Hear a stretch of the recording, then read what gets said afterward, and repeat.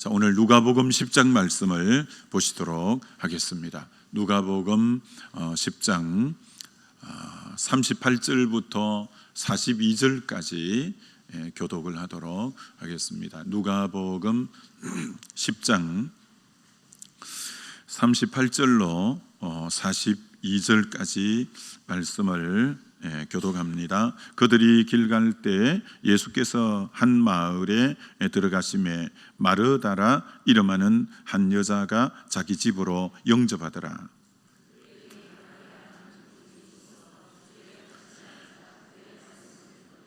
마르다는 준비하는 일이 많아 마음이 분주한지라 예수께 나아가 이르되 주여, 내 동생이 나 혼자 일하게 두는 것을 생각하지 아니하시나이까? 그를 명하사 나를 도와주라 하소서.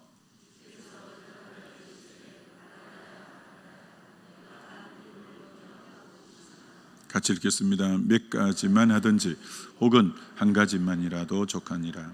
마리아는 이 좋은 편을 택하였으니 빼앗기지 아니하리라 하시니라. 아멘. 오늘 설교 제목은 말씀을 대하는 태도가 주님을 대하는 태도입니다 라는 제목으로 말씀 전거하고자 합니다. 오늘 38절에 이렇게 시작이 되죠. 그들이 길 갈 때 예수께서 한 마을에 들어가시매, 그들이 길 갈 때, 이것을 공동 번역에는 예수님의 일행이 여행하다가 어떤 마을에 들렸는데, 자, 그러니까 우리는 마리아 마르다 가정에 예수님 혼자 초청한 걸로 생각하고 있지만, 예수님 일행이, 예수님은 혼자 다니시는 분이 아닙니다. 예수님 일행이 이렇게 지금 다니셨다는 거죠. 그러면 예수님을 그 집에 영접한 것은 예수님 일행을 그 집에 모신 거예요. 그럼 예수님 일행이 몇 분일까? 예수님은 최소한 12제자와 같이 다니셨으니까 예수님하고 13분에다가 또 갈릴리에서 늘 보면 여러 부분에서 예수님과 늘 동행하던 여성분들이, 여러분들이 항상 주님과 같이 동행했습니다. 그래서 학자들마다 견해가 조금씩 다르긴 하지만 마리아 마르다 가정에 예수님 일행을 영접한 숫자가 대략은 한 20여 명 정도 될 거다, 이렇게 보는 견해가 대다수입니다. 예수님을 그 가정에 초청한 그 집에 한 20여 명 정도가 대략 초청되지 않았을까, 이렇게 보는 거죠. 근데 예수님께서 한 마을에 들어가시니, 그럼 여러분 이 마을 이름이 뭐냐면, 다른 데는 마리아 마르다가 사는 데가 바로 이 베다니 마을, 베다니촌이죠. 베다니촌. 예수님이 갈릴리 북쪽에 보통 계시다가 절기를 지키기 위해서 예루살렘에 내려오시면 절기를 지키시고 꼭 머무시는 곳이 예루살렘 곁에 있는 베다니 마을의 마리아 마르다 집에서 대부분 머무시곤 하신 이제 곳이 바로 이 집이죠. 이게 베다니에 있는 곳이죠. 그런데 이 집에는 그러면 가족이 몇 분이냐면, 오늘 마르다가 이 주님을 영접했고 39절에는 이렇게 말하죠. 그에게 마리아라 하는 동생이 있어. 이게 마르다가 언니고 마리아가 이제 동생이죠. 마르다가 언니, 마리아가 동생. 그런데 요한복음 11장에 나사로가 죽는 그 사건에서 예수님이 나흘이 됐을 때 그 집에 들어갔을 때 마르다가 나와서 이렇게 말하는 부분이 나오는 거예요. 예수님께서 빨리 오셨더라면 내 오라버니가, 다른 번역에는 오빠가 죽지 아니하였을 것입니다 하면서 나사로를 마르다가 오라버니라고 하는 거예요. 오빠라고 하는 거예요. 그럼 이 가정에 3남매가 사는데 순서는 나사로가 맨 큰 오빠, 가운데가 마르다, 막내가 이제 마리아, 요런 3남매가 이제 베다니에 사셨다, 이렇게 이제 보면 되죠. 그 나라 문화가 그렇듯이 손님이 오셨을 때는 대충 섬기지 않습니다. 할 수만 있다면 아주 극진하게 대접을 하는데, 근데 뭐 손님이 지금 20여 명이 이 초청을 받았으니 마르다가 몸이 10개라도 이 사실 부족한 그런 아주 그런 바쁜 그런 상황에 놓여 있죠. 자, 그런데 마리아가 지금 뭘 하고 있냐면 39절에 그에게 마리아라는 동생이 있어 주의 발치에 앉아, 발치는 공동번역에는 세 번역에는 발 앞에 앉아, 주님의 발 앞에 앉아 그의 말씀을 듣더니, 이렇게 말합니다. 주님의 발 앞에 딱 앉아서 말씀을 듣는 것은 이 시대의 정서에서 랍비가 그 생도들에게, 때로는 제자들에게 말씀을 가르칠 때 항상 가르치는 랍비 스승 발 앞에 앉아서 말씀을 이렇게 청종하곤 했죠. 이 마리아도 주님의 제자처럼 발 앞에 딱 앉아서 이 주님의 말씀을 지금 듣고 있다라는 거예요. 사실 여러분, 주님을 대접하는데 마르다는 뭘로 대접하느냐 하면 음식으로 대접하려고 하는 거예요.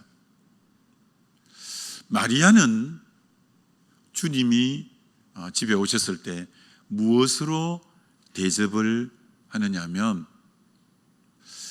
그분의 말씀을 청종하는 모습으로 대접을 하는 거예요.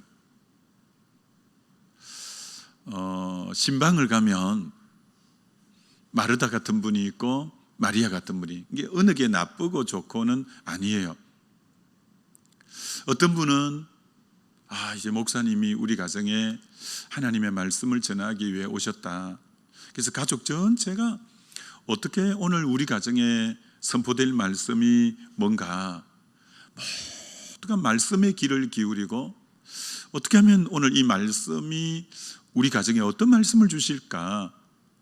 그래서 손재 목회자가 그 가정에 왔을 때 대접하는 것 중에 굉장히 귀한 대접은 말씀을 사모하고 그 말씀을 그렇게 달게 듣는 그 자세가 그를 대접하는 최고의 사실 대접이기도 한 거죠. 말씀 전하러 갔는데 말이야, 말씀에는 관심이 없어. 계속 음식 준비하고 막 지금 막 김이 나고 막 소뚜껑이 덜컥덜컥하고 막 저기서 또 푹 김 꺼지는 소리가 나오고, 그래서 말씀의 역점보다는 음식 대접에 온 또 관심을 두고, 참 이 말씀 묵상하면서 대접이라고 할 때 말씀을 정말 귀담아 잘 듣는 것이 한편으로 최고의 주님을 맞이하는 대접이다. 주님을 향한 최고의 대접은 말씀의 귀를 잘 기울이면서 듣는 것이 주님을 맞이하는 자의 최고의 대접이겠다라는 생각을 해보게 되는 거죠. 우리는 계속 대접하면 말씀이 음식만 잘 대접하는 것으로 생각하기가 쉬운데 아니라는 거죠. 예배의 주목적이 말씀이라고 할 때 말씀을 어떻게 대하는가. 자, 그렇기 때문에 오늘 새벽에 핵심이 뭐냐면 말씀을 대하는 태도가 하나님을 대하는 태도요, 우리 주님을 대하는 태도이다 라는 거 우리가 한번 깊이 생각하면 참 좋아요. 여러분, 믿음 생활 늦게 한 분도 어떤 분은 마음이 옥토같이 준비가 되어서 스펀지처럼 물을 빨아들이듯이 말씀을 그렇게 달게 받는 분이 있어요. 그럼 그분의 믿음은 눈에 보이듯이 쑥쑥 이렇게 자라가는 것이 보이죠. 여러분, 데살로니가 교회는 예수님이 새 안식일만 복음을 전하고 세일에 3주만 복음을 전하고 핍박이 너무 극심해서 도망쳐 나올 수밖에, 그 사도 바울이 그럴 수밖에 없던 곳이 데살로니가였습니다. 그런데 그 교회가 든든히 서는 거예요. 어떻게 그 교회가 새 안식일만 복음을 전했는데 교회가 그렇게 든든히 섰냐면, 데살로니가 교회가 믿음의 역사가 있는 교회고 사랑의 수고가 있는 교회고 소망의 인내가 있는 믿음, 소망, 사랑으로 쫙 균형을 이루었고요. 그리고 너희 믿음의 소문이 마게도냐와 온 아가야에 전파되고 너희가 본이 되었다, 이렇게 말씀하고, 주님 강림하실 때 너희가 내 기쁨이고 내 소망이고 내 자랑의 면류관이다. 바울이 이렇게까지 말을 하는데, 그 모든 뿌리가 어디 있냐면은 데살로니가전서 2장에 너희가 내가 말씀을 전할 때 사람의 말로 받지 아니하고 하나님의 말씀으로 말씀을 받음으로 그 말씀이 너희 속에 살아 역사했다는 거예요. 그 데살로니가 교회가 3주 동안만 말씀을 들었지만 그렇게 균형 있는 교회, 본이 되는 교회, 주님 오실 때 내 자랑의 면류관이고 기쁨이요 소망이 될 수 있었던 것은 말씀을 사람의 말로 받지 않고 하나님 말씀으로 받는, 말씀을 너무나 귀한 자세로 받아들인 결과가 그렇게 건강한 교회로 서가게 된 원인자라는 거예요. 이런 그릇이 말씀 듣는 태도가 곧 하나님을 대하는 태도라는 말이 정말 맞는 말입니다. 여러분, 사도행전 10장에 고넬료의 기도가 상달되어 요바에 있는 시몬을 청하라. 그래서 종을 보내서 시몬을 청했어요. 시몬이 고넬료의 집에 들어왔을 때 일가 친척이 전부 모아놓고 말씀을 사모하고 기다리는 거예요. 그러더니 이 지배국가의 장교인 고넬료가 피지배국의 사람인 베드로가 들어오는데 얼마나 바싹 엎드렸냐면, 베드로가 나도 사람이다 일어서라고 할 정도니까 거의 신에게 대하듯이 그렇게 겸손한, 지배국가의 장교가 그렇게 겸손하게, 그렇게 사모하게 그렇게 대하는 거예요. 그리고 이렇게 말하는 거예요. 얼마나 말도 정말 어떻게 그렇게 말을 할까요? 우리는 하나님께서 당신을 통해서 명하신 말씀을 듣고자 하여 하나님 앞에 모였나이다. 베드로 당신 말 들으려고 온 게 아니라 하나님이 당신을 통해서 우리 가정에 주실 말씀, 하나님이 그를 통해서 주실 말씀이 있다는 걸 아는 거예요, 고넬료가. 그래서 우리는 하나님이 당신을 통해서 명하신 말씀을 듣고자 하여, 베드로 앞에 있는 게 아니고 하나님 앞에 있나이다. 이 자세가 대단한 거예요. 하나님 말씀을 우리는 듣고 싶습니다. 우리는 지금 하나님 앞에 있습니다. 이 자세인 거예요. 얼마나 마음의 자세와 이 참 태도가 바로 돼 있는지요. 그랬더니 베드로가 주의 십자가 사건과 부활 사건을 말씀하자마자 성령이 바로 확 임한 거예요. 베드로가 깜짝 놀란 거예요. 왜? 최초로 이방인에게 성령이 부어진 거예요. 그들이 방언을 말하며 그들이 정말 하나님 앞에서 너무너무 놀라운 이제 방언을 말하고 다 하나님을 높이는 사람으로 변화된 거예요. 어떻게 이방인에게 그렇게 성령이 바로 임하고 그들이 다 방언을 말하고 그들이 다 하나님을 높이게 됐냐? 말씀을 대하는 태도라는 거예요. 그렇게 이 로마 군인이 얼마나 자존심이 센데요. 근데 딱 엎드리는 거 보시오.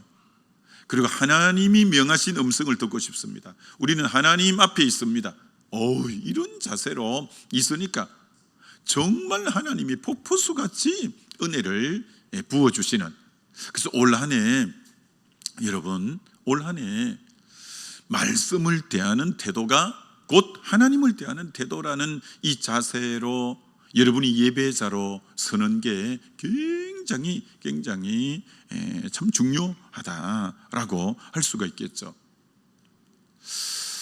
참 다윗을 묵상할 때마다 깜짝깜짝 놀랄 때가, 야, 그저 다윗이 아니구나.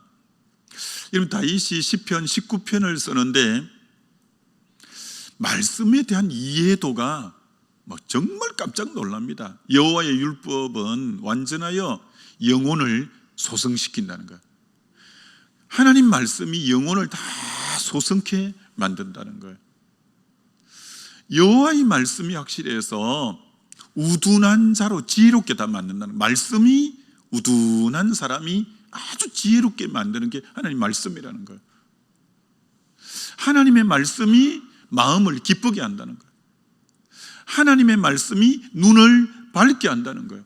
이게 말씀에 대한 이해도가 다윗이 엄청나요. 말씀이 영혼을 소생시키고, 말씀이 우둔한 자를 지혜롭게 하고, 말씀이 마음을 기쁘게 하고, 말씀이 눈을 밝게 해서 금 곧 정금보다 더 사모할 것이요 꿀 곧 송이꿀보다 더 달다 라고 고백하는 거예요. 야, 그게 말씀에 대한 이해와 이 자세가 정말 바로 돼 있는 분이 다윗인 거예요. 하나님의 말씀이 정말 금 곧 정금보다 더 사모해야 될 게 말씀이고, 꿀 곧 송이꿀보다 더 단 게 말씀인데, 이 말씀이 영혼을 다 소생케 하고 우둔한 자를 지혜롭게 하고 마음을 기쁘게 하고 눈을 밝히는 그런 능력이 있다는 거예요. 이게 말씀에 대한 바른 이해와 이 태도가 다윗을 다윗되게 만들었구나.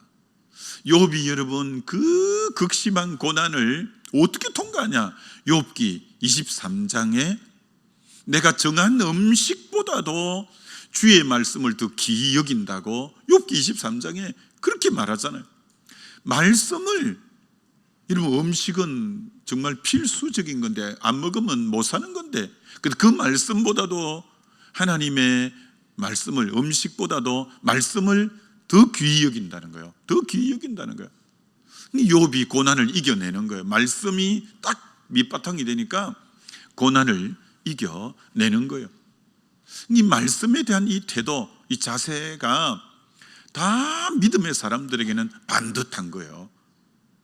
욥이 여러분, 요셉이 정말 성공자 중에 진짜 요셉처럼 또 성공한 사람이 어디 있겠어요? 그렇게 드라마틱한 인생이죠. 종에서, 감옥에서 바로 총리로 갔는데 그 총리도 대충대충 하는 총리, 조금 해다가 잘려나가는 총리가 아니라 난세에 그 나라를 지키잖아요. 7년 흉년의 위기를 극복해내고 7년 풍년을 다 준비하고 해서 나라를 정말 부국강병으로 만드는 너무나 귀한 총리고, 자기 가족 70명을 고센 땅에 그 자손 대대로 행복하게 살가고 하고 그렇게 총리로서 행복하게 마무리 짓는데 이 땅의 행복이 전부가 아닌 거예요. 유언을 이렇게 남기는 거예요. 유언을, 내 유고를 가지고 약속의 땅으로 올라가야 된다. 너희들 이 땅이 배부르고 풍성하다고 계속 머물 곳이 아니야. 우리가 가야 될 본향은 약속의 땅인 저 가나안이야. 너희들 머지않아 올라가게 될 거야. 그리고 내 유고를 꼭 가지고 올라가. 지금 너무 평안하고 너무 풍족하고 아쉬운 게 없는데 딱 약속을 끝까지 붙잡고 있는 거예요. 이곳에 풍족하다고 계속 머물 곳 아니야. 하나님이 약속한 땅은 달라. 올라가야 돼. 우리가 올라가야 돼. 내 유고를 갖고 올라가 하면서 딱 각인을 지켜주는 거예요. 마지막 유언이 하나님의 약속을 후손들에게 딱 심어주고 떠나는 거예요. 참 그 유언을 보면서 대단하다. 말씀 붙잡고 사는 사람들의, 승리의 사람들의 특징이 말씀 붙잡고 사는 사람들이라는 거예요. 다윗이 그렇게 죄도 없는데 사울 왕에게 쫓겨다니는데 정말 죽일 수 있음에도 불구하고 주님이 주의 기름 부은 종을 해치지 마라 하는 말씀이 정말 그만 죽이면 자기가 너무 편안한데, 근데 말씀이 자기를 압도하지 자기가 편안하냐 뭐 유익하냐 이런 걸 따지는 사람이 아니라 말씀에 자기 인생을 거는 이가 다윗인 거예요. 하나님 그를 너무 귀하게 여기시는 거예요. 너무 귀하게 여기시는 거예요. 말씀을 대하는 태도가 하나님을 대하는 태도, 말씀을 대하는 태도가 주님을 대하는 태도예요. 우시야 왕이 참 뭐 얼마나 번성하고 그랬는데 왜 번성했냐면은 묵시를 밝히 하는 스가랴가 사는 날 동안 그가 형통하고 번성한 거예요. 야, 성경이 정확하게 말하는 거예요. 묵시를 밝히 하는 선지자가 영적 멘토가 되어서 옆에 있은 거예요. 언제나 말씀으로 바르게 이끌어 준 거예요. 그래서 그럴 때마다 말씀을 가까이 한 거예요. 그러니까 하나님이 늘 은혜 주시고 축복하셔서 나라가 너무너무 번성하게 된 거예요. 원방에까지 그 이름이 다 알려진 거예요. 그 시간은 묵시를 밝히 하는 선지자 스가랴가 영적 멘토로 옆에 다 같이 있었던 거예요. 그래서 여러분 정말 영적인 바른 멘토, 바른 지도자가 옆에 있다는 것처럼 복된 일은 사실은 뭐 제일 큰 복이라고도 할 수가 있는 거죠. 그래서 사울 왕이 왜 버림을 당하냐? 사무엘상 15장 이렇게 말하잖아요. 왕이 여호와의 말씀을 버렸으므로 하나님도 왕을 버려 왕이 되지 못하게 한다. 이게 말씀을 대하는 태도가 하나님을 대하는 태도인데 이 사울 왕은 말씀을 버리는 사람이에요. 왕이 말씀을 버렸으므로 하나님도 당신을 버린다는 거예요. 그래서 우리가 여러분 올 한 해 보이지 않는 하나님을 대하는 태도가 뭐냐? 말씀을 어떻게 대하느냐라는 거예요. 그건 오늘 여러분 이 예수님의 발치에 앉아서 말씀을 듣는 이 여인의 별명이 있는데 이 마리아의 별명이 뭐냐면 발 아래 여인이에요. 발 아래 여인. 이게 무려 성경에 마리아에 대해서 언급할 때 3번이나 반복되기 때문에 그의 별칭이 발 아래 여인. 오늘 예수님이 집에 들어오셨을 때도 발 아래 딱 앉아서 말씀을 청종할 때가 첫 번째 발 아래 있는 모습이에요. 요한복음 11장에 예수님이 나사로가 죽었을 때, 오라버니가 죽었을 때 집에 왔을 때 예수님 발 앞에 엎드려 예수님이 빨리 계셨다면 내 오라버지가 죽지 아니했겠나이다 하면서 그 주님 발 앞에서 간구하고 주님 발 앞에서 그렇게 하는 거예요. 그리고 향유 옥합을 예수님의 발에 깨뜨려 붓고 거기 엎드려서 자기 머리칼로 예수님의 이제 발을 씻기는 거예요. 그때도 발 앞에 또 엎드리는 거예요. 그래서 이 마리아는 발 아래 여인이라는 별칭이 있을 정도로 주님 발 앞에 딱 엎드리는, 너무 그래 주님이 귀하게 들어쓰는 거예요. 그래서 여러분 마리아가 마르다보다 훨씬 더 헌신하고 훨씬 더 많이 섬겨요. 누가 주님을 더 많이 섬기느냐? 주님 발 앞에 오래 머무르는 자가 훨씬 더 많은 섬김이 있고 훨씬 더 주님 앞에 칭찬 듣고 그런 거죠. 그래서 우리는 일 중심적이 되면 더 많이 일을 할 것 같아도 그렇지 않아요. 도리어 주님의 발 앞에 앉는 시간이 많은 사람일수록 주의 기름 부음이 그에게 함께해서 섬기기 때문에 훨씬 더 많이 섬기고 훨씬 더 열매가 많고 이렇게 되는 것을 보게 되는 거죠. 그래서 정말 올 한 해 저와 여러분이 살아갈 때 나 역시 주님의 발 앞에 좀 머무는 시간들이 참 많아야 되겠다 싶고 정말 말씀을 하나님 대하듯 가까이 대할 때 저와 여러분의 삶에 올 한해 정말 크고 놀라운 일들이 기대되어지고 또 그런 소망이 있게 됩니다. 다 그렇게 되어지시기를 주의 이름으로 축원합니다. 우리 기도하면 좋겠습니다. 이 시간 우리 기도할 때 주님, 올 한해 주님 말씀을 대하는 태도가 곧 하나님을 대하는 태도고, 주님 마리아의 별칭이 발 아래 여인인 것처럼 우리도 주님 발 앞에서 말씀 듣고 주님 발 앞에서 기도하고 주님 발 앞에서 섬기는 그런 자로 살게 해 주옵소서라고 우리 주여 한번 부르고 기도합니다.